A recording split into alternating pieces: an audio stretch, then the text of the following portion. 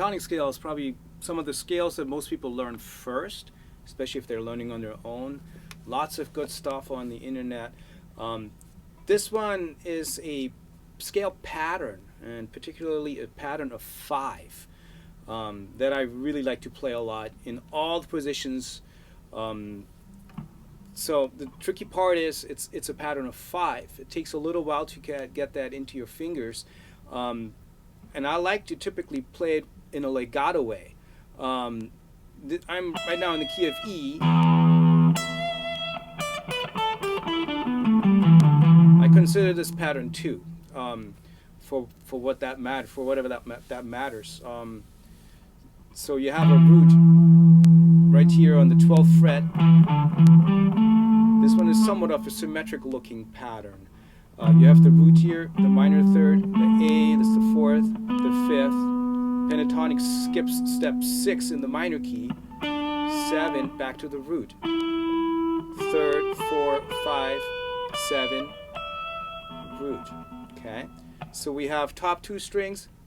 You can either play it 4-2, 4-2, 4-2, and then 4-1, 4-1, and 4-2, 4-2. I oftentimes like to go 3-1, 3-1, switch to 4-2, 4-2, 3-1, 3-1. So this pattern of 5, you can start it on the bottom, you can start it on the top. If we start on the top, we go down the pattern, 5 notes of the pentatonic E minor pentatonic pattern. 1, 2, 3, 4, 5. Then we do 5 notes starting on the second highest note. 1, 2, 3, 4, 5. Then we go down the scale tones, always 5 notes at a time. Okay? Of course, we're not going to stop in between each sequence of 5.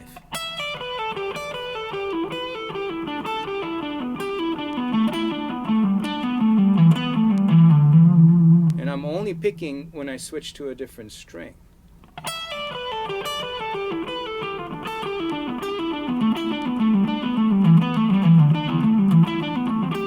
Oh, you can go backwards too. So I went groups of 5 descending. And I turn it right back around.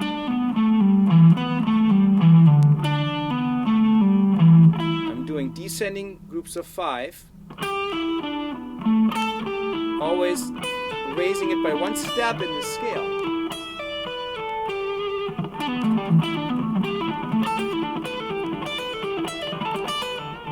Okay?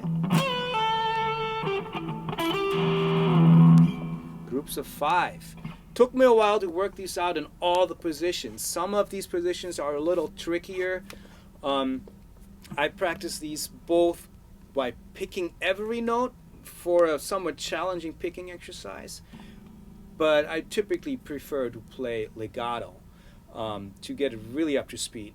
And that one is actually a little bit harder to get up to speed, so definitely use your metronome.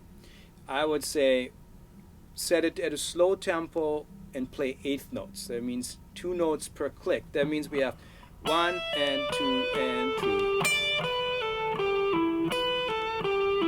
And you'll notice that the accentuated top note of each sequence, one will fall on the beat.